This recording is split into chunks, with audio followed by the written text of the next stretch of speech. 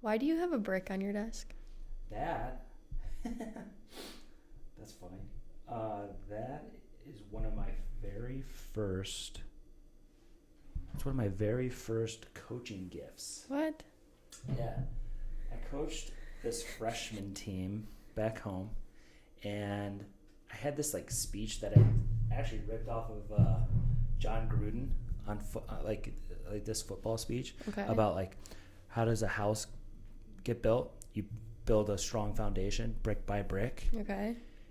And I said that to these girls. I was like 19 at the time, and I said this to these girls, and then like it became a thing all year. That was like brick by brick, brick by brick. So at the end of the year banquet, they gave me a brick. That's so cute. That was the very first coaching gift I got. That's a good gift. I know, and I've kept it all these years. You should put it in like a shadow box or something. Like a frame. So it just doesn't look like there's a random brick on your desk. Oh, come on. But it's like a paperweight, too. Oh, it okay, yeah. holds the door open. It's yeah, perfect. Okay, perfect. I was looking back through Instagram, and I was like, when did I start training Marcy? And it was... I think it was after my freshman year. It was January 2018. Yeah. With Charisma, Paige. That whole group. Yeah. Greta. I think Jamie. I think Jamie was in there. Busy might have been there too. Yeah. One of the reasons why I wanted you to be on here is because you have breaking news. Yes. What is your breaking news? So I have decided. Should I look at the camera? No. Okay. Just look at me. So I've decided to accept a professional contract to go to Iceland and play professional soccer. This is so exciting. I know. So, let's back up. You play at UB, and your recruiting process. When did you commit? The end of my sophomore year of high school. The end of your sophomore. See, that doesn't even happen anymore because of the new rules. And how many schools did you have it narrowed down to? By the time I was committed to UB, I was deciding between 2 schools, UB being one of them. So I narrowed it down. School? Villanova. Oh, okay. Huh. And then you started out as a freshman. Did you start as a freshman, or were you okay? Yeah. And you were playing right from the jump. Were you playing outside back? No. So in the beginning of, I think it was like our first scrimmage against Cleveland State, we were playing 3 in the midfield, and I was put in more of a defensive role in that 3-person triangle in the middle.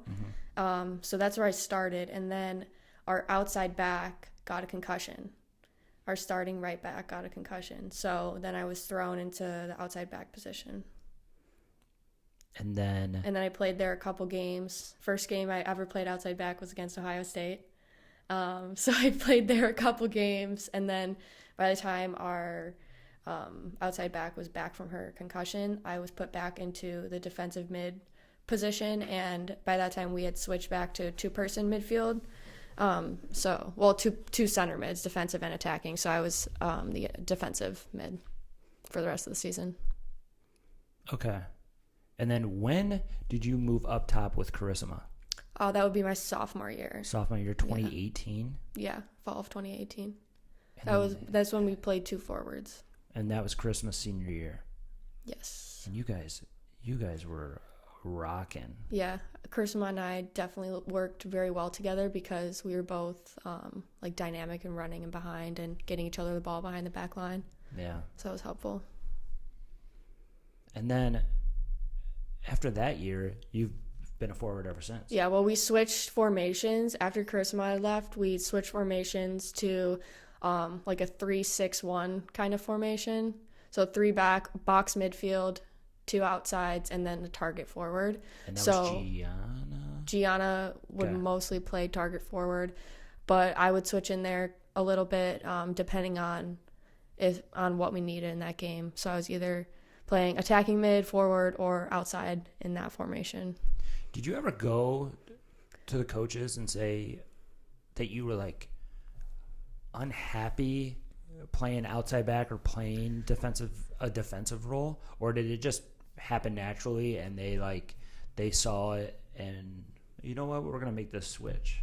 So after my freshman year fall, we came back for the spring semester, and I think that's when they started to notice like that I could be a threat attacking wise.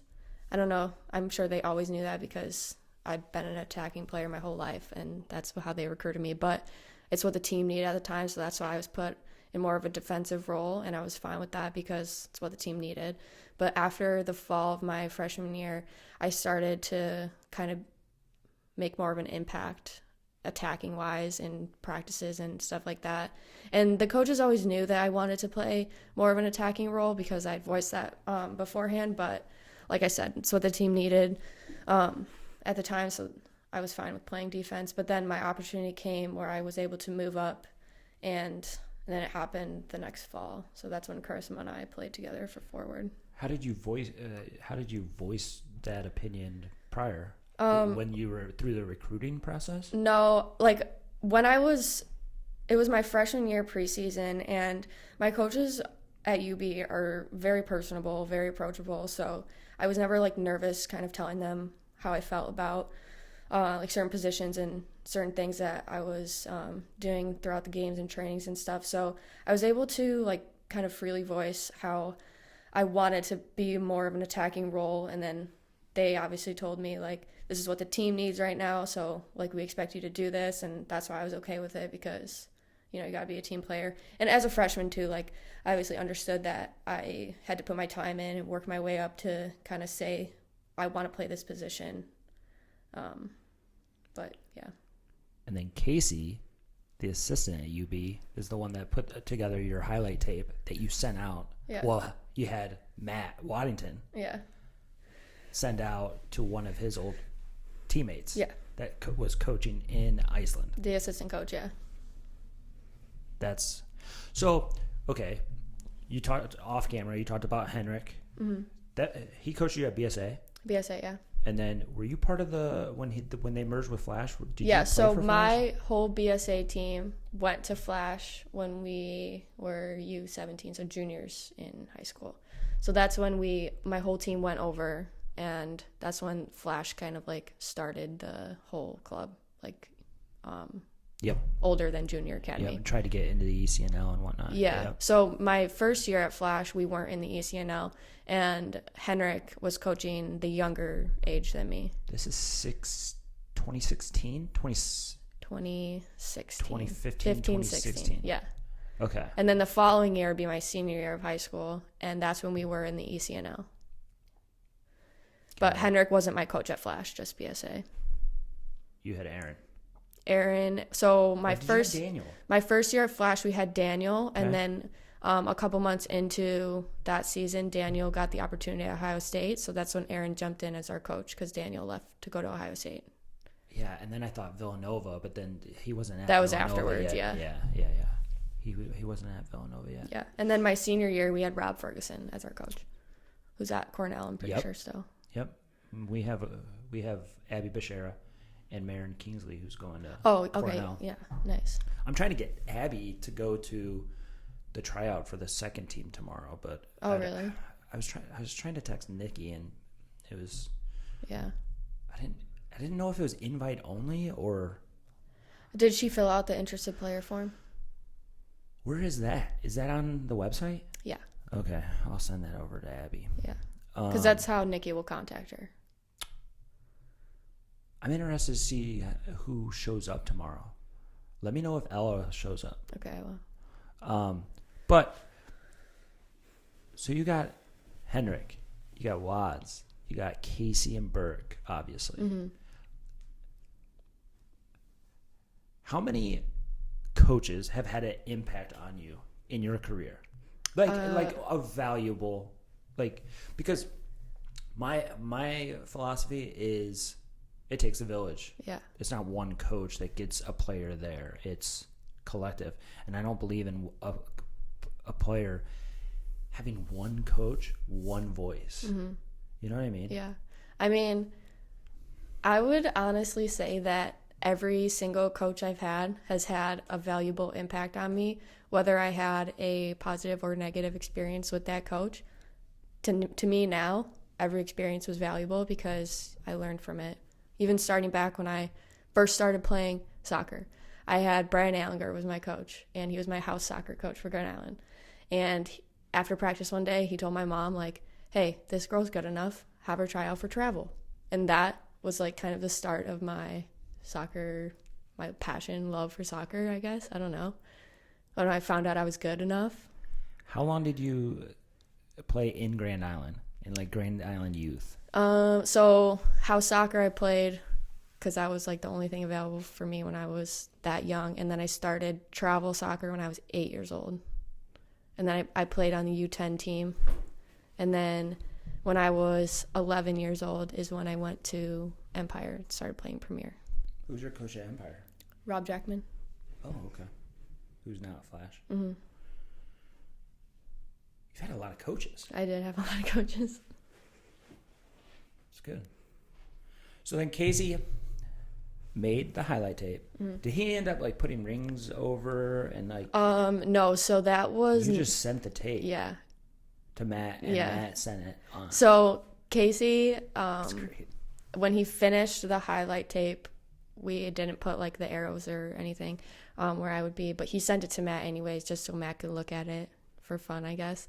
And then Matt and I were, we talk all the time, obviously. So he asked me if I was interested in kind of going up north and going overseas and stuff. And I said, yeah, absolutely. Like, that would be cool.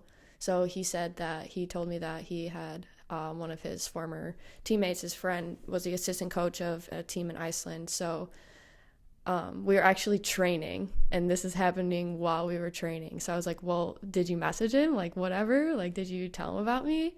And he was like, yeah, I sent him your highlight tape. And I'm like, oh, okay. And this is like while we're in a training session. So then the coach messages Matt back, and he's like, hey, we can't get into it. We need access or whatever, because I don't know. It's like private Google thing. Yeah.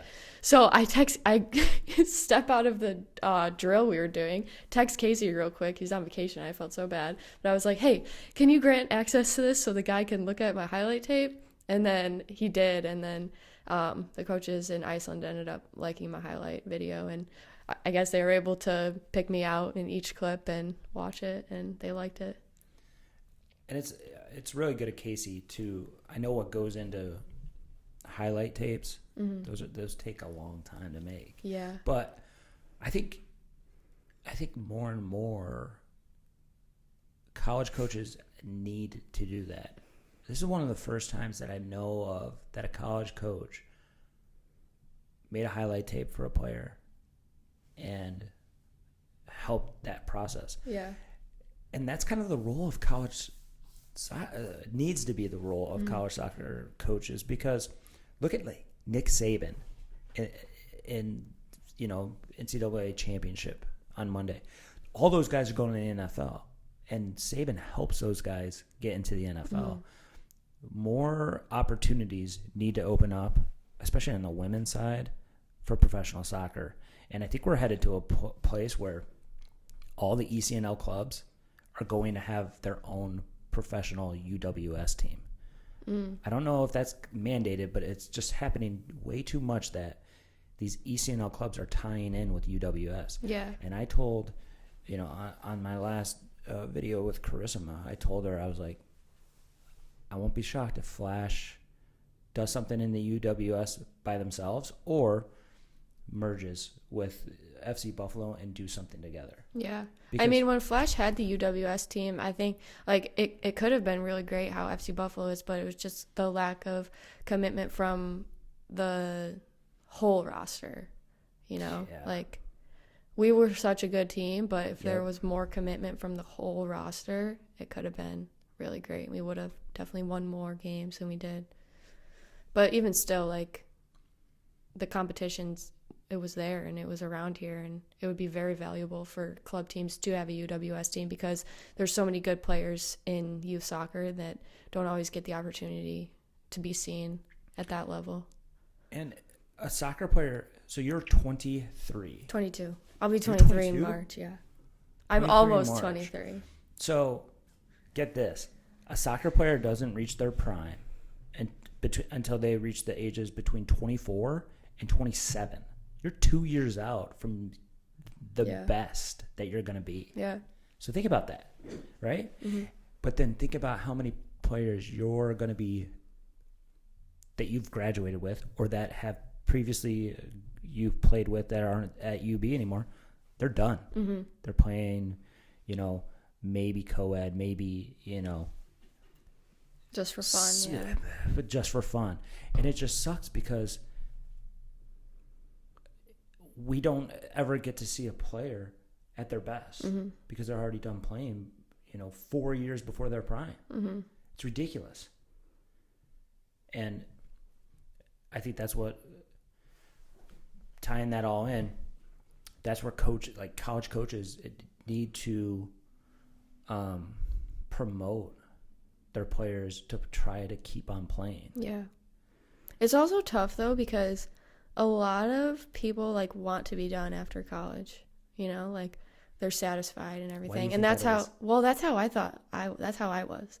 I didn't want to continue my soccer career after college because I think there was, a little lack of confidence that I could.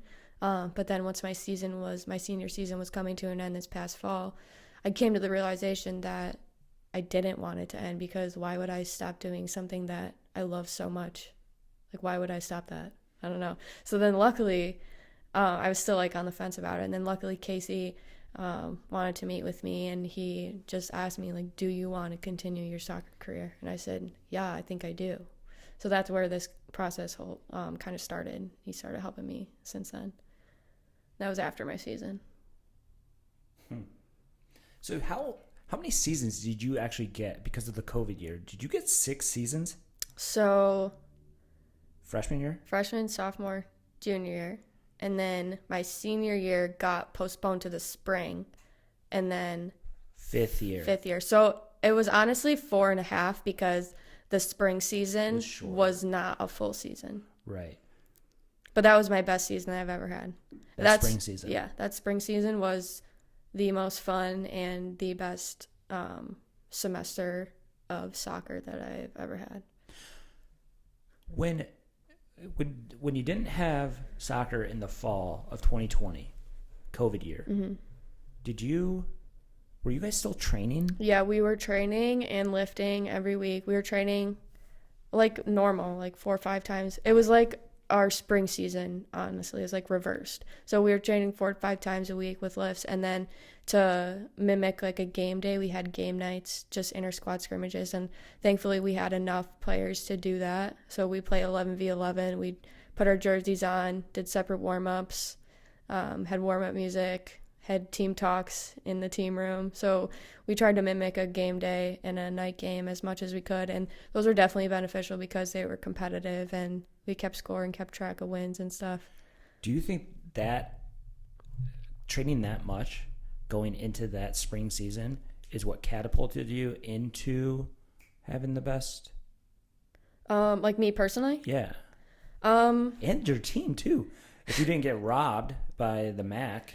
So honestly, that fall was mentally very challenging for me because the fall of 2020. Yep. Because right before going into that preseason, we found out our tournament was canceled, and then our season was canceled, and then we had to quarantine for 4 weeks before starting to play all together as a team, and then it just seemed monotonous, and I felt as if I was going through the motions towards the end of the fall semester and our training time at least. So while there were definitely some positives and negatives to it because, yeah, as a team we got to train a lot more than we would have before an actual fall season. We got to train for the whole fall season to prepare for the spring, whereas normally you'd train for 2 weeks to prepare for your first game in the fall.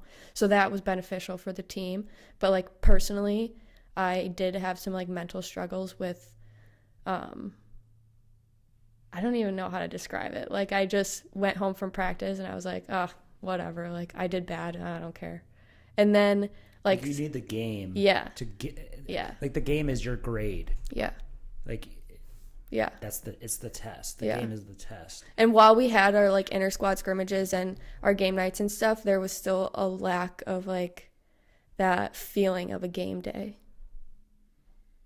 And so, going into the spring, you guys were probably just, like, so sick of tackling each other. Yeah. That, like, once you guys got into real game action, you realized how much you missed it and how much. Yeah. Well, towards the end of the, I think it was actually in the, like, middle part of our fall semester, we found out that our season was going to be in the spring, and then games were scheduled towards the end. So then we had something to look forward to. Whereas, like, in the beginning and kind of throughout the whole fall training semester, like, we didn't know when our next game was going to be.